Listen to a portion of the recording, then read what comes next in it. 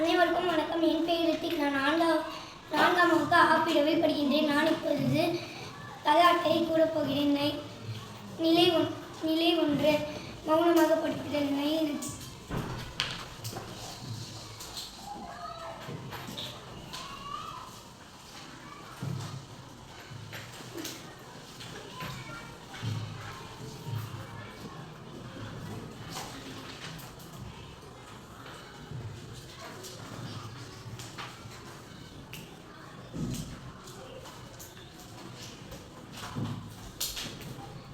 2 சத்தமாக படிக்கிறது.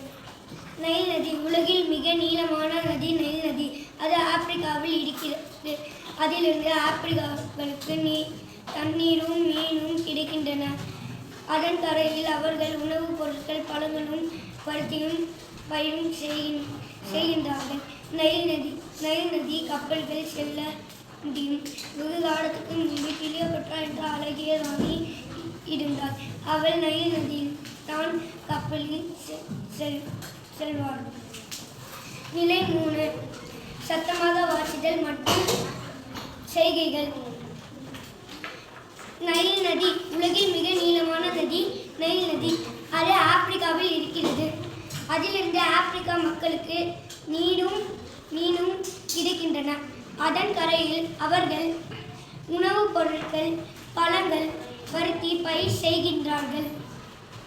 நைல் நதியில் கப்பல்கள் செல்ல முடியும். வெகு காலத்துக்கு முன்பு கிளியோபட்ரா என்ற அழகிய ராணி இருந்தாள். அவள் நைல் நதியில் தான் கப்பலில் சென்றாள். நிலை 4 சத்தமாக வாசித்தல், செய்கைகள் மற்றும் முகபாவனைகள். நைல் நதி உலகில் மிக நீளமான நதி நைல் நதி. அது ஆப்பிரிக்காவில் இருக்கிறது. அதிலிருந்து ஆப்பிரிக்கர்களுக்கு நீரும் மீனும் கிடைக்கின்றன.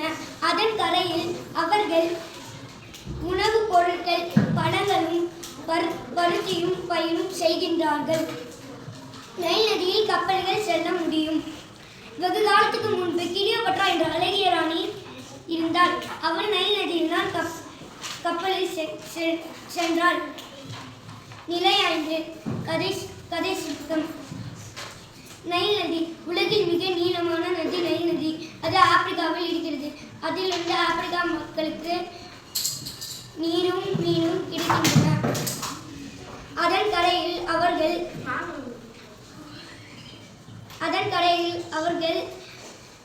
உணவுப்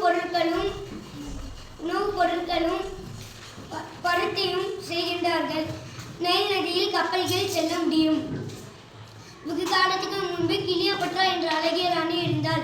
அவள் நைல் நதியில் தான் கப்பலில் செல்வாள். நன்றி.